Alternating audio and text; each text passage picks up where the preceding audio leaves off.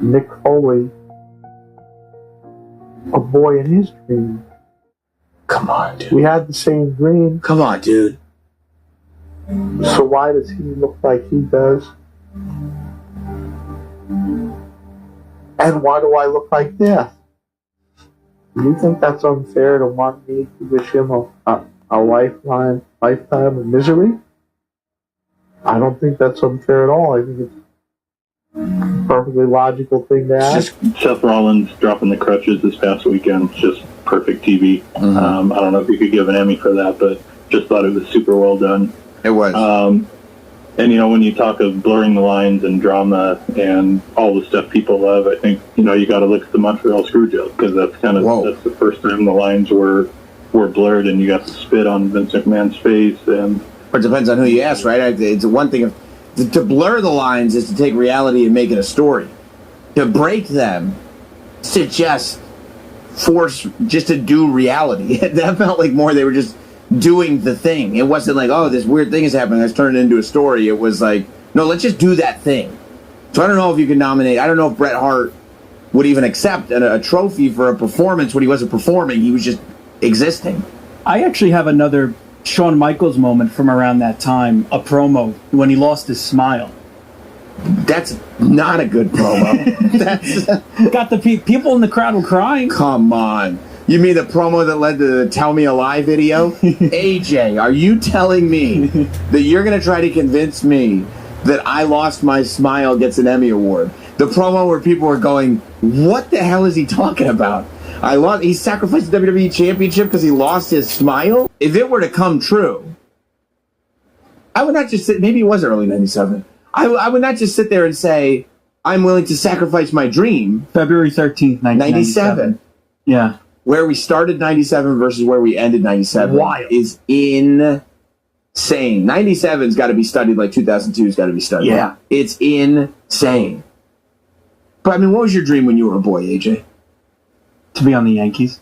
Okay. Good luck with that. But imagine if you made the Yankees. Yeah.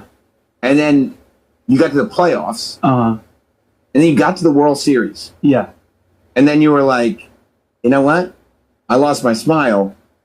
I'm not going to be on the Yankees. You're like, what? What? Now imagine I explain that to you when you're a little boy, AJ, who wants to be on the Yankees. You'd be like, no, that would never happen. I'd still want to be in, I'd be a Yankee. I'd be smiling all the time. I'm a New York Yankee. All I ever want to do is be WWE champion.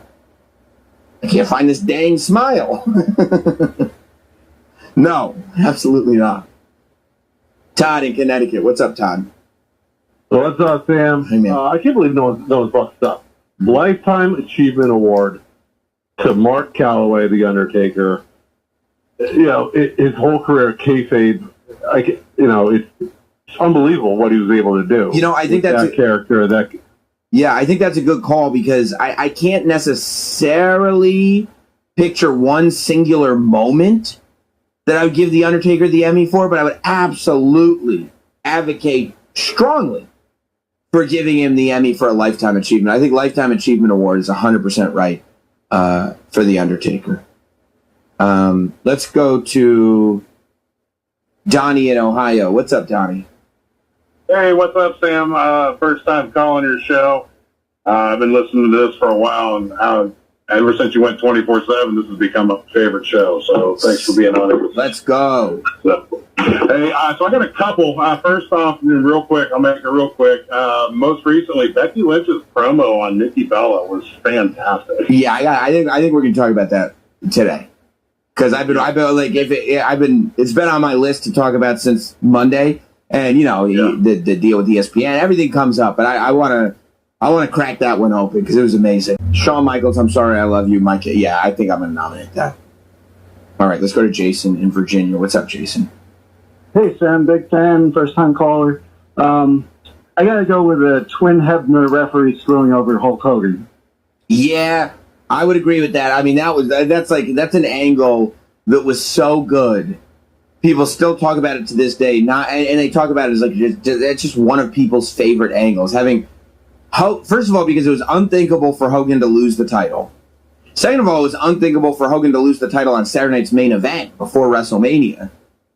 Third, because how do you even pull that off? How many twin referees are there? And this idea, because the first story was, the first way they explained it in story is that Ted DiBiase had purchased, had paid off one of the referees to get plastic surgery to look exactly like Dave Hebner.